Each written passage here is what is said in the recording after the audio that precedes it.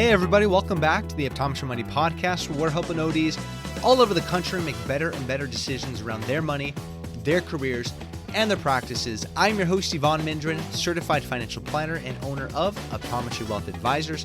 Thank you so much for listening. Really appreciate your time, especially as we are getting to the end of the year. I know you're all busy planning to end the year strong in your work and in your practices and plan for the next year and try to prepare to spend some time with family and friends over the holidays. So this is a busy and fun time of year, and I really appreciate your time here.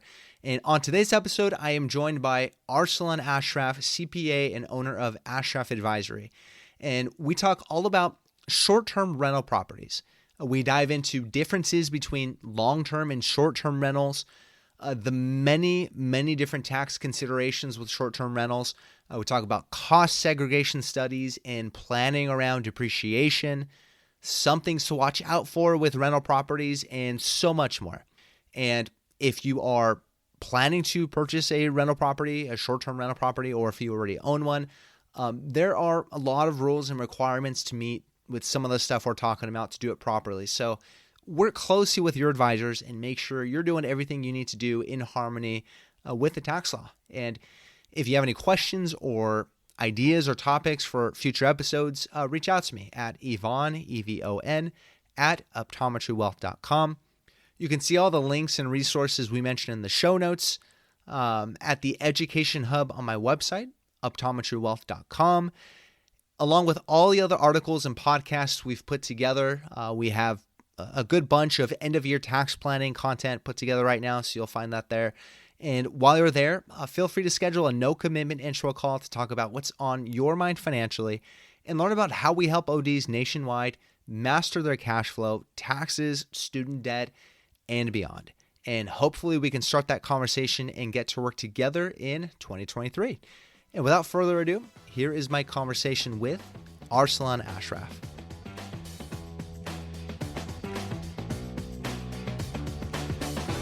And welcome back to the Optometry Money Podcast. I am your host, Evon Mendrin, and today I have another awesome guest with me here today on the show. Would love to welcome Arsalan Ashraf, CPA, owner of Ashraf Advisory. Arsalan, thanks so much for coming on. Evon, thanks for having me. Yeah, and you and I have talked offline, although I think pretty much everything's online now, right? You can't really say that off the record, off camera, whatever it is. We've talked before, and just in terms of asking you about, okay, what are you seeing coming up in terms of questions from optometrists and different things like that? Because you're working right now with a lot of medical professionals, with optometrists. You're involved now in the optometry communities, and one of the things that came up on your end that I thought was really interesting too, because I've seen it, is this idea of short-term rental properties. And I'm excited to talk with you today about all of the different tax considerations when it comes to a short-term rental property. Because for me, talking with clients about finances and building wealth and investing, inevitably real estate comes up.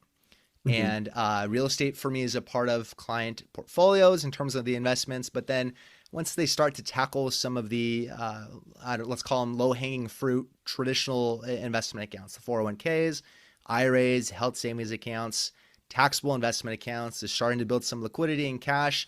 And a lot of times they start to wonder, okay, what's next? What's coming after this? And among the things that comes next, at least in conversation, is real estate. And there's a lot of ways to invest in real estate. There's really passively, for example, publicly traded REITs in a portfolio, all the way to the other side of the spectrum. There's really hands-on, where you're going out and you're buying individual properties and privately owning them. And you're really becoming hands-on there as a property manager potentially, and as an owner. And there's two ways that you can do that, at least from my perspective. There's one of two ways you can do that. If you're going to go and buy, let's say, a residential real estate, right? You're going to go buy a house and you're going to use that as a rental, as an investment. You're either going to do it as a long-term rental, where you're going to get a tenant and they're just going to provide cash flow for you over a certain amount of months or years, or you're going to go on a short-term rental situation where it's going to be like an Airbnb or VRBO or something like that. Yeah. You can go either direction, and either can work. And there's a lot of differences between the two. So I want to talk to you. I want to dive into what are some of the considerations with a short-term rental and how that's different from owning a rental as a long-term rental. But before we dive into all that fun stuff, I do want to get a little bit of a background from you. Tell us a little bit about what got you, you're a CPA, what got you into the business, and tell us a little bit about your practice. Yeah, no, absolutely. So I'm a CPA here out of the Dallas area, and for the past 10 years, I've worked exclusively with healthcare workers. So folks that are physicians, dentists, optometrists, really across the board, anything healthcare related I work with. My clients, they range from practice owners to 1099 folks, and then I have some W-2 folks as well that'll have outside investments, such as these short-term rentals. And you're spot on in terms of the two ways when you're going out and purchasing property. You either make it a long term or short term, and really a lot of this has been getting more and more attention is because for 2022 there's something called the 100% bonus depreciation. Mm. So folks are going out and purchasing real estate, wanting to use it for short-term rental and looking to get a larger deduction on that side. So there's a few things to unpack in there, but mainly it's what is a short-term rental versus a long-term rental. So a short-term rental, to qualify for the short-term rental rules and exceptions and being able to deduct the short-term loss, with W-2 income and other ordinary income that's on the tax return, entails the short-term average rental period being 7 or less days. So what that means is, you can't have a guest in there for too long of a time because then it'll sort of violate those rules, and then it would blow the short-term rental election process. So with that in place, that's one of the largest, qualifications in order to be a short-term rental. So So that's total amount of days rented divided by your total sessions rented. I guess, is that a good way to look at that? Like you rented it for 70 total days in the year. You had 10 sessions of renters. That means mhm. your average, I don't know, I hope my math is right there, but your average rental was 7 days rented, right? Is that how Yep. to look at it? Okay. And that's Yeah, sort of the first definition of this is a short-term rental because you've met this 7 day rule. exactly. Yeah. Got it. There's a little bit of gray area in there. So one of the things is, okay, if someone rents a property and they end their rental agreement for that property and they re-rent it, would that count? And for that, it's more of an it depends. So for example, if you had a guest come into the property in January and they love the property, they decided to come back in December, then that would make sense. They did another booking. You could qualify that as two stays. But Ah, got it. if, Okay. if it's back to back, January 1 through 7, January 8 through 14, then those sort of sessions, you know, from the guidance I've seen, I don't believe that those would qualify under a 7 or less day term. Got it. So who would you say, I guess maybe in your experience, having seen clients own these, or just in your general, opinion, like who would you say is a good fit to, or who have you seen want to go the short-term rental route, or they're doing something like a vacation rental or whatever that is, versus Mhm. holding a property for the for long-term rentals under longer-term leases? Like who have you seen be a good fit or lean one way versus the other? Yeah, yeah, no, good question. So that sort of brings me to that next qualification on what counts as a short-term rental, and that's, you know, participation in the rental activity. It needs to be at least 100 hours and more than anybody else in that rental. So, for example, it's 100 hours of your time going in there and managing the guests, taking care of the unit, making sure guests are happy, coordinating in and out, any repairs that are arranging to get those taken care of, and really a good time log of at least 100 hours. That's step one. And step two is it needs to be more than anybody else. Hmm. So, to the extent folks have more Airbnbs and they're pricier Airbnbs and there are larger deductions on the line, I'll have, folks that'll install cameras, doorbell cameras, for example, and they'll track the time that the cleaning folks come in and they leave. So, same with the property manager, if there is one. Generally, there isn't one to help get to that hour requirement, but interestingly, with that hour requirement, it's also who has the time to devote that 100-hour requirement, and then who has the interest of doing it. So Got it. everyone wants the tax deduction, but not everyone wants to be a short-term rental owner in terms Yeah, of to manage the managing it. property. And Yeah. yeah, so that's from the tax perspective. You're asking, okay, uh, do you have the time and the energy and the desire to then Right. be the one that's putting the most work into this property Yeah. more than anyone else that's involved? And when you Yeah. say more than anyone else that's involved, is that people you hire to do work on the property? Who are these other people that can be involved that you have to sort of gauge your own time against? You mentioned someone doing like cleaning at the house. Yep. So any maintenance, if there's a property manager, that makes it harder to reach that 100-hour, because that's one of the easier ways to reach that number. So, folks maintaining a record of, who's coming in and out of the building, folks that are meeting the host, meeting the guests if applicable, Uh, giving them keys, exchanging all that data. If there's ever an issue, who the guest contacts. If it's somebody else, then that's another person whose hours you'd have to manage. So it's, from sort of soup to nuts, it's more than 100 hours than any other individual in that property. Got it. Okay. And this is gauging whether you are, I think the term is materially participating. Is that right? Okay. Yep. Yep. Yeah. Okay. And how does how is a short-term rental, how is the income from a short-term rental end up on your tax return? What does that look like? How are you actually reporting that if you're buying a rental and treating it like this? Yeah. So it can go on two spots. And, on the tax return, there's either Schedule C, which obviously the Schedule C income, it gets subject to self-employment taxes and it's other, typical business income, or it can go on Schedule E, which is where, interestingly enough, the longer term rentals go on as well. And then the draw to Schedule E is that it's not subject to self-employment taxes. So really where it falls, it depends on the amount of services that are being offered. Hmm. So most Airbnbs, they obviously have furniture that's there. They have, a cleaning fee or a cleaning service that's once you leave, they'll restore it to the condition that it was prior to get the guests getting in there. And that's all, with that sort of engagement and that sort of process, it can be on Schedule E.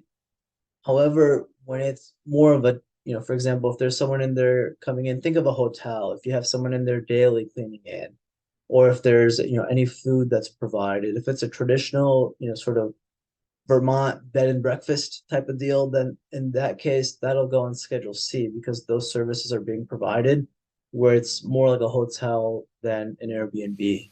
Yeah, you're almost you're providing a totally different service. Like one you're actually in hospitality. Like you're providing services and cleaning and new toiletries and towels and stuff during their stay, or maybe like bed and breakfast services and different things like that. You're in hospitality, where in the other side you're basically just providing shelter, Exactly. for the stay. And you're doing cleaning, but it's in between stays. It's not necessarily during their stay for that person while they're staying there. So you have two different services you're providing, and it gives you two different ways to show that income on your tax return. A Schedule C is when you're providing that extra hotel or bed and breakfast like service, and Mhm. not surprising because it's a small business basically, right? Yeah. You're running it, you're providing a service like a small business. And I think, like you mentioned, you then have self-employment taxes on that Schedule C. But you also get, I believe, and correct me if I'm wrong, that 20% QBI deduction on that net income or QBI, that qualified business income from that Schedule C. Is that right? So you'd get it on either of those schedules, Got it. Okay. So the even on qualified Schedule business. E, you would as well. Hmm. Okay. Interesting. Okay. So you can do it one versus the other. Are there any benefits? We talked about a drawback. So on the Hmm. Schedule C, where it's more like a hotel, you get self-employment taxes. On a Schedule E, where it's more just like shelter, you don't get self-employment taxes. Are there any benefits to going one way versus another? It really would come down to what it's supposed to be on and what you're looking to do. So, Mm. if you're looking to run a traditional business, with those services provided, so there's more services in play, which will require more time and it'll be operated more hours. So, you know, with the additional services, there'll be additional hours in that Schedule C. The benefit is it's a small business. There's chances to potentially make more money if you're offering more services. Ah, yeah. You also have, just like any business owner, you'd have all the deductions that you'd otherwise qualify for. For example, retirement contributions you could make with that self-employment income, self-employed health insurance. If there's health insurance being paid out of there, then you could deduct that. Really, it'll, think of it more as a traditional, typical business rather than something specific to hospitality.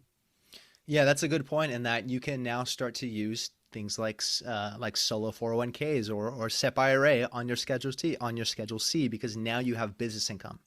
Yep, Whereas you cannot do that on a Schedule E where it's just plainly treated like a rental real estate.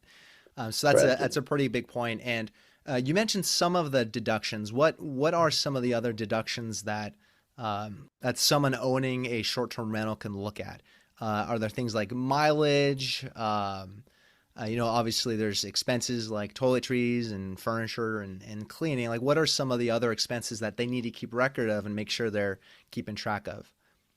And so all expenses, utilities, for example, would be one. The way I recommend it is having one bank account and one credit card devoted just for that activity Mm. and being able to look at that data and getting what you need there.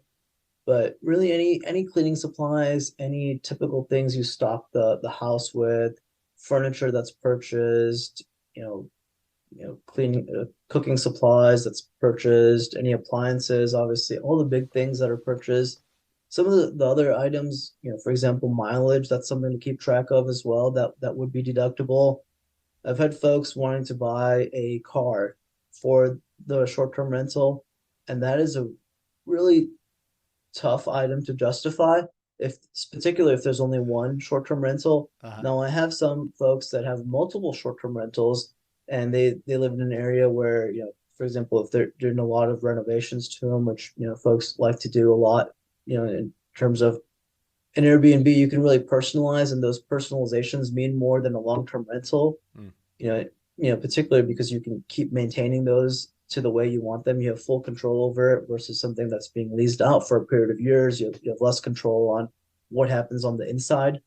So they'll go ahead and, get more of a work truck to go ahead and move supplies around, move things from, Airbnb to Airbnb and really be more hands-on. And I've seen that be okay. But in terms of, just one Airbnb and having a car solely devoted to that would be pretty tough to, be able Justify. to Yeah, I mean high you're out. having to say, yes, I use this vehicle primarily for for business use or primarily for Correct. the rental use. And you've got Hmm. one. I guess like all things, right? You Sure. can be aggressive as you can within the law, but it's got to be Hmm. legitimate, and you need to be able to document and justify it if ever audited and it came to Right. that. So, Yeah. And the client I referenced, he looked at his rental, uh, truck rental fees that he was incurring for renting a pickup truck because, the sedan, you couldn't move things around and how often he was doing it. And, looked at that and he's like, okay, it makes more sense to buy a car, to buy a truck than it does to keep renting. So in that analysis, if you're in that growth mode, if you're particularly wanting to do that, then it makes sense. But yeah, it's tough to justify for everybody. Absolutely. what about mileage to properties? If you're going to fix them, see the people staying there, is that something that they should be keeping a log on and reporting at the end of the year for taxes? Yep. So mileage to see the property, to go to supply stores, time spent at supply stores, time spent at the property, all anything in relation to the property, it would be good to keep a very good detailed set of records on to go ahead and any maintenance items, any repairs that are being done, meeting contractors at the property, all that time would you want to get on there. Mm. And something that I've been thinking about is that when you have a property that is like that hotel or bed and breakfast, and you're going to be filing it on a Schedule C. When you think about optometrists who are independent contractors, for example, if their net income is high enough, they may decide, or maybe in talking with their tax professional, they may decide that it makes sense to create an LLC and then file taxes as an S corporation. Generally speaking, that's not the case when you own real estate.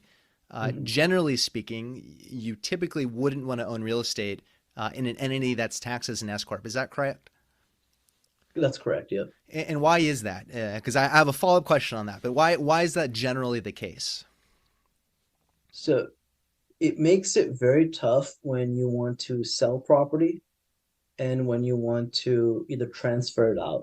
So, for example, you have an Airbnb that isn't an S corporation and you want to dissolve the S corporation, you want to put the property in your personal name to do something else with it, maybe a long-term rental, maybe you want to live in it personally.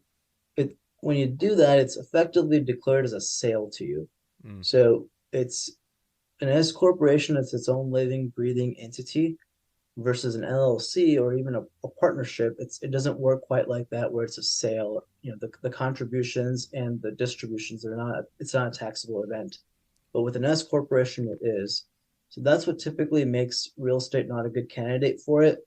Another thing with an S corporation is, which we can get into a little bit, is a lot of times when property is purchased for this particular purpose, what's done is called the cost segregation study. So a cost segregation study, it lets you write off anywhere from 15 to, on the higher side, 30% of the property price, and it's not based on percentages. It's based off more of what's in the property, but it lets you write that amount off and let you take that expense against your ordinary income. However, with an S corporation and generally with the way real estate is purchased is there's debt to finance it. And with an S corporation, you of course cannot take losses when there's debt on there that hasn't been paid. So it's your basis is limited to how much debt you've paid and how much income you've generated. So with real estate, with it being on a Schedule C, whether it's a hotel or whether it's a long-term rental or short-term rental, at least on the front end, you'll have some losses that you have. And an S corporation isn't a good entity structure to put that in to take advantage of those losses. Got it. That makes sense. And I guess my question, the follow-up would have been, if it's a short-term rental situation where you are running it more like a business, would it ever make sense then to file as an S corporation? But I think everything you just said typically would point you in a different direction, right? Yep, yeah, and unless it was a very unique situation where the property was purchased in a really low cost of living area where the actual real estate was lower cost and the income coming out of it was very high. Yeah. So that would be the one sort of. Got it. Okay. Yeah, that makes sense. Let's talk about cost segregation, because I think that's a big part of some of the tax benefits of owning real estate is that you can do a cost segregation study when it makes sense. And from my understanding of it is you have property, you have the land, then you have a building, right? The structure on top of the land. And when you buy rental real estate, you can depreciate the value of that property over about 25, or I guess if it's commercial property, 39 years, right? So you can depreciate the value of that, recover the cost of that over that time, and that depreciation is a tax deduction. It's a deduction against your rental income for tax purposes. And so by default, you have those really long schedules of depreciation, which means you take a long time to recoup that benefit. But with a cost segregation study, what that does, and fill in the gaps here where I'm missing, but it's you have a house and you have that permanent structure, but you have all the things inside of the house, all the guts like furniture and appliances and sinks and different things like that. Yep. And you can carpet, flooring, walls, electrical wiring, everything. Yeah, so you've got all this guts inside of that permanent structure that if you separated them out from the house, if you listed them all separately, by the tax law would actually have shorter depreciation schedules. Like did I sum that up properly? What did I miss there? Yeah, no, that's totally correct. So that's exactly how that would work. So when a property is purchased by default, most of the property it goes under the long-term building depreciation because it's tough for the average folks to go in there, or even the average tax preparer to go in there and say, okay, this property was purchased for $600,000. This is how much the roof is. This is how much the carpet is. This is how much the electrical wiring is. It's Yeah, nearly impossible with normal knowledge to get that into an IRS audit proof fashion, right? So that's where a cost segregation report comes in. Is the folks will go in there, and there's some that can be done virtually where there's photos taken and engineers study the house bones and get public information that's available for it and go ahead and give you sort of detailed breakouts. So what cost segregation will done is it'll take that $600,000 of house and it'll say, okay, this much is land, this much is the roof, this much is the carpeting, this mm, much is the appliances. And each of those different categories has a different way it'll be depreciated. So it'll be different, shorter years for that period. And real quick, one key thing to remember about short-term rentals, whether they're on Schedule C or whether they're on Schedule E, is that they're considered transient property. What transient property means is it's considered more of a hotel rather than a long-term lease. So you could buy the same house and have different rules on how things are depreciated. So a house interesting. as a long-term rental is 27 and a half years residential property. A house that's on Airbnb, still technically residential, right? Because it's the same house, but that house is 39-year property Ah, because it's interesting. transient. Okay. Yeah, and you corrected me, 27 and a half years. But okay, so that's interesting because the use of it is commercial then, right? Is that why? Yeah, so that transient property, it's good and bad in terms of tax deductions because, bad obviously because it's another, 10-ish years that you're adding on for the depreciable basis, but good in the sense that 39-year in commercial property, they have a different bracket for 15-year property that's currently for 2022. So for the next, few weeks, as long as it's purchased and placed in service, you can go ahead and take 100% bonus depreciation. So, and that depreciation, it goes down to 80% next year. So it's still a pretty good depreciation Hmm, standpoint. But when you have the cost segregation study done, all the 15-year property, the 7-year property, the 5-year property, an election can be made to take bonus depreciation on that. So I have examples of clients that have purchased property anywhere from five to $600,000, depending on the property and the condition it was in and what they did to it. They had a one-time immediate write-off of anywhere from 70 to $140,000, and that's again money that a write-off that they can take against their W-2 income, which is very hard to come by. yeah. And so when you do a cost segregation study, you do need to pay a professional to or a team to come out and do the study, or like you said, virtually, right? Mhm. What do those usually? I don't know, like a range. What do those usually cost in terms of getting that done? So a very rough range, it can be as low as about $500, Oh, wow. and it's reputable companies will go ahead and give you that virtual study. A more hands-on approach where an engineer comes out, sees the site and all everything that entails, that's closer to about 2 to 3 thousand is the range for that. Okay. But for properties that are particularly under $600,000 of depreciable basis, so it's building minus the land, those are generally on that lower price point. So Okay. those can be done. And another benefit of those is, for example, the roof they break out. So if the total property is for $600,000, the roof gets assigned a value for $20,000. You and I know the roof isn't going to hold up for 39 years on a residential home. So in 5 years or in 10 years, whenever that roof is replaced, that roof can be written off. So Hmm. that's another benefit of having each, component of the building broken out. Yeah. And you don't need to get this done in the year you purchase the property, right? If you've just learned about it, right? If you're just listening to this podcast and you bought a property last year or the year before, you can actually get the study done next tax year or this tax year, right? Is there a limit to how long you can go before and you need to get that done? No, it's the limit and all the rules associated with the cost segregation study and how much can be depreciated. It's based on the year that the property was placed in service. Hmm.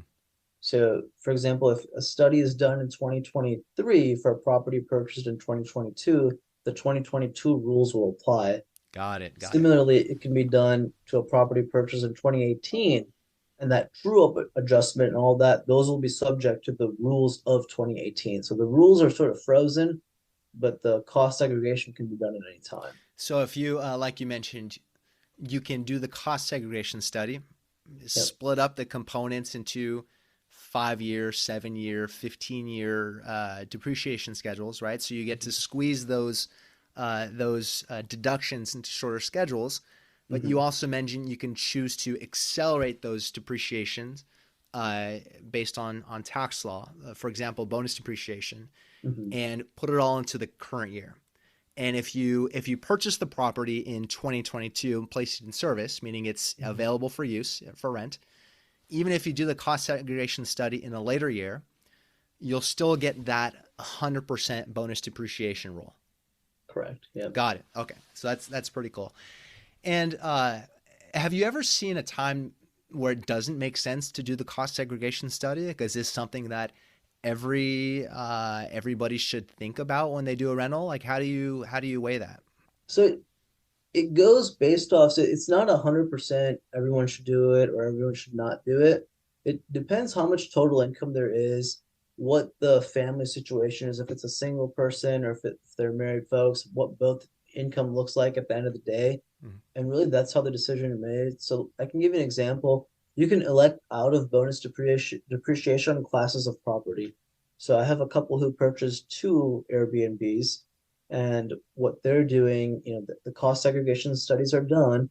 But what we're likely going to do is we're going to take the 100% bonus depreciation on the 15-year property, but we're not going to take it on the 5 and the 7-year property.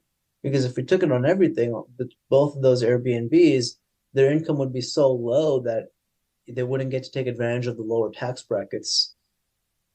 And then, 5 to 7 years isn't bad to keep that deduction going and being able to take more of that deduction against, ordinary income at that point.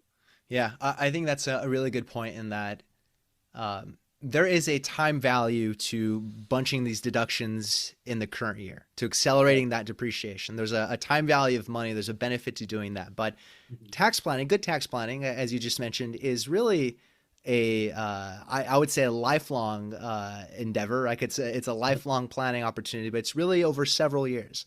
Mhm. You want to weigh the options of okay, should you try to, if you're able to, accelerate that depreciation to the current year? Does that make sense? Or does it instead make sense to spread that out over the next 5, 7 years? Does that make sense instead? Because you Mhm. do want to look at where can you get the biggest bang for that buck for every Yep. deduction. Where's it going to provide you the best possible deduction for each tax year? So, Mhm. so you do want to talk with your advisors to say, okay, what is the best course of action over these next several years? And if you're a practice owner listening, you may be seeing the same scenario play out in your practice. If you are buying equipment for your practice, should you accelerate that deduction into the current year? Should you take it into in its regular depreciation schedule? What should that look like? So you're seeing that play out in your business as well. And it's the same thing with these real estate deductions as well. So cost segregation is one way to really benefit from all of the stuff that's involved in real estate.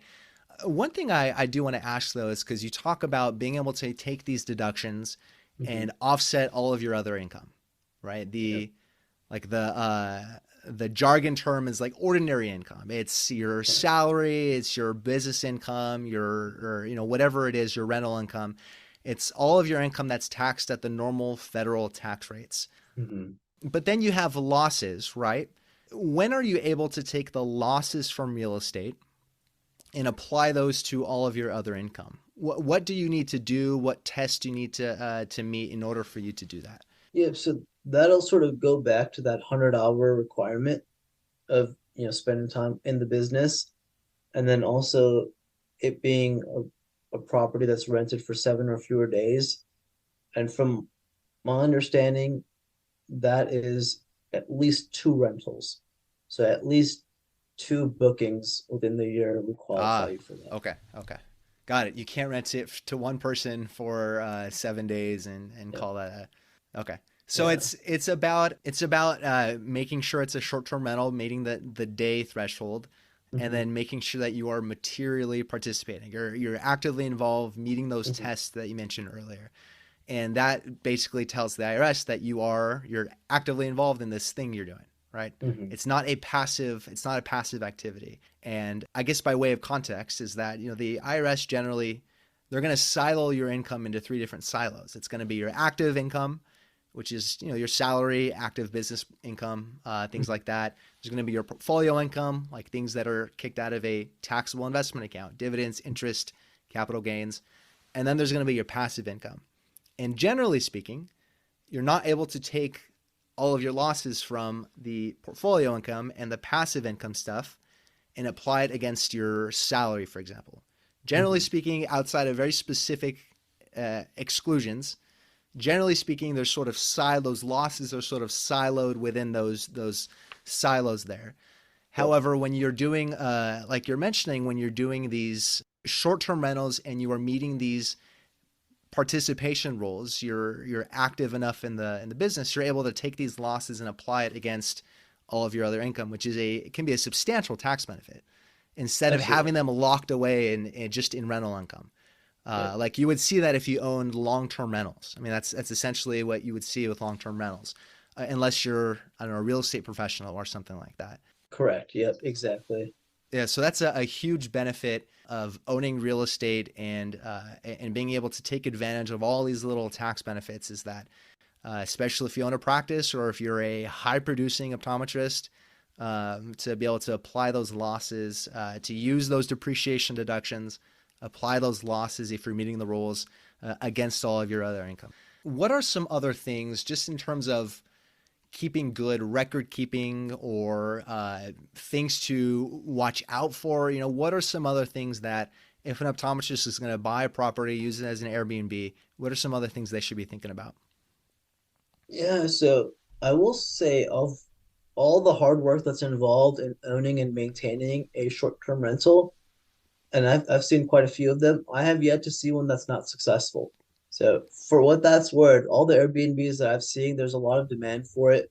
There's a lot of folks that are wanting to, when they go on vacation, not to be, stuck in one hotel room. They want more space, more amenities, things like that. And it's being very popular. I've seen them be successful in rural areas and urban areas. I've seen them be, successful, whether it's a single family, sort of house or if it's a condo. So across the board, I've seen very successful ones. But one of the things that I sort of alluded to earlier is taking these deductions up front. Well, it sounds like a great idea, and a lot of them, and I mentioned earlier in that one instance where it wouldn't make sense. Another instance is if you have $600,000 of property that you purchased and you go ahead and take deductions for 150,000 or maybe even 200,000, depending on how that cost segregation study goes, that's going to reduce deductions in the future. And unlike residential real estate that's long term, those investments generally they kick out a loss or they kick out very little income, but they return cash out. However, with a short-term rental, be prepared to pay tax on that income in the future years because now there's less deductions to be taken against that. Yeah. So Yeah, that there's makes sense. Eventually it's going to catch up to you, uh, right? yeah, But again, there is that time value of those deductions that if you're yep, able to get those deductions, absolutely. lower your tax in current years, Hmm. you can put those extra tax dollars to use in a way that you wouldn't if you had to wait 30 years or 27 years to recover that. So, Absolutely. Yep. So but there's the benefit there, and yeah, the drawback obviously is in future years you have phantom income. yeah, So it's income that, you're paying back that debt, but you're not getting the deductions associated with that debt. So it's, you're effectively paying tax on cash that you didn't receive. But yeah. on the flip side, you got a tax benefit on cash that you didn't pay. So it's, It's it a bit comes of a back. balance, right? Yeah, yeah. Yeah, And that's why it's I definitely, generally always recommend it on that 15-year property, but sometimes it doesn't make sense to take it on the 5 and 7-year property. yeah. Interesting. Let's talk about some misconceptions, because real estate's a hot topic. I think there's a lot of there can be a lot of hype around this type of investment, and a lot of myths out there. So what are some myths that you've seen that are good to bust? Yep. So one of them I'll say is that there's folks that are under the impression that no matter what type of short-term rental it is, that it belongs on Schedule C, and that's incorrect. So Ah, if it's the type of short-term rental that we talked about where it doesn't provide the substantial services, it can go on Schedule E, and it does still offset the W-2 income. There's typically that's not the case when there's something that is like that, particularly when it kicks out a large deduction. But that's unless it's obviously a practice that you own and materially participate in, that'll do it. But there's folks under the impression that it always goes in Schedule C to get that benefit, and that's not the case. And then the other misconception that I've seen quite a bit is that whether you put it on Schedule C or Schedule E, is, I alluded to it earlier, folks are putting residential property as 27 and a half years, and that's it. It's bad for two reasons. One, it lets the IRS know that, okay, this isn't commercial property because it's residential property. So mm, automatically it works against you in the sense of trying to claim that short-term rental status. And then the other side is, since it is short-term rental status, is you're taking additional depreciation than you're entitled to. And in the event of an audit or in general, when if you ever switch tax accountants that are doing it correctly, then there's going to be a true up of repaying that depreciation and then starting to depreciate those assets properly. got it. Yeah, that makes sense. And yeah, as we mentioned earlier, it's just you can be aggressive under the law because the law allows you to, but you don't need to be overly aggressive. Sure. Follow the guidelines, follow the laws Yep. as they're intended to be. You already get a benefit from them. Just Mm-hmm. use them as they're intended to be, and try not to go overboard. And I think just hearing all this, I feel like anytime a rental property is involved, your life is complicated enough to work with a tax professional that knows what they're doing with real estate. Like it Yeah. makes absolute sense to work with someone who knows these laws, knows what they're doing, and to help you file and to give you guidance that's for your benefit here. So absolutely work with someone to figure this out. And one thing I was going to mention earlier that I forgot now comes to mind is that you get all these tax benefits, you get all these deductions, depreciation, things like that, but that all comes back to you if you're planning to sell the property. So Yep. just keep that in mind. If you're going to be selling the property into the future and you're not planning to exchange it into another rental or another like kind property, just be prepared for that, because that depreciation is going to come back to you in the way that it's taxed when you sell it. So the most tax advantaged way to own real estate is to die holding it, right? Yep. It's usually the best tax planning when it comes to real estate or like a taxable investment account. Just be prepared for that if you're planning to sell it. Any last thoughts on either short term rentals or just any other end of year tax planning considerations that optometrists should be thinking about? Yeah, in regards to short-term rentals, it's really, a lot of those items that need to be done. As long as the property is purchased in 2022, there's no rush to get a cost segregation done. You know, just sort of operating them as they are. Any renovations that have been done, those will qualify for a pretty big deduction. And I think we already sort of alluded to this, is just get into this with a love and passion of real estate, not so Yeah. much of the love and passion of a tax deduction, because Yes. if that's the case, then you'll be unhappy because there's quite a bit of work that's involved in doing these things. But overall, you're in planning. It's a great time to take a look at the property, to take a look at if it makes sense to do cost segregation, and really how all the income will affect. If it's a W-2, it's easier to see, but on the practice side, depending on what sort of practice income there are, a lot of folks have been getting ERC refunds. So practice incomes have been higher in 2022, so that's another way to sort of offset some of these items. But Mm. to the extent possible, it'd be good to take a look at overall comprehensive income and see what needs to be done there. Got it. And yeah, that's such a good point in that just be prepared for the work at hand and do it because you want to be involved. When I think of people I know that have short-term rentals, Airbnbs, VRBOs, whatever it is, the people that are doing it just love creating the rental experience. Like they love doing the touches in the properties and designing the interior and creating that whole experience and running the social media and getting it out there. Like they really enjoy that experience. And whenever I have conversations with ODs about either buying real estate and which direction do you want to go, because ultimately it's their choice. The questions I always ask are, okay, what do you want out of this property? Do you want it to be a long-term rental property that's going to provide you with monthly cash flow? Is that what you're looking for? Or do you want to have that short-term rental, more hands-on experience type investment? And do you want to use it? Because a short-term rental gives you the opportunity to then block off days and use the property for your own enjoyment and for your family. And one thing I'll ask, coming out of that is that how do all these things change if you and your family are enjoying the property too, along with renting it out? Yeah. So it depends on, how much personal use there is. To the extent that, there's a material amount of personal use, then that can go ahead and count against deductions. But if it's nominal, personal use, then that's okay in that sense. But there is a day count, and I don't have that count off the top of my head, but it's a specific amount of time that it could be used for personal use. Now, maintenance doesn't count against that. If you're there to test something out, if you're there to fix something up, and you have to stay there, that wouldn't count. But in terms of taking the family and doing a vacation there, then those days count as personal use. Got it. Okay.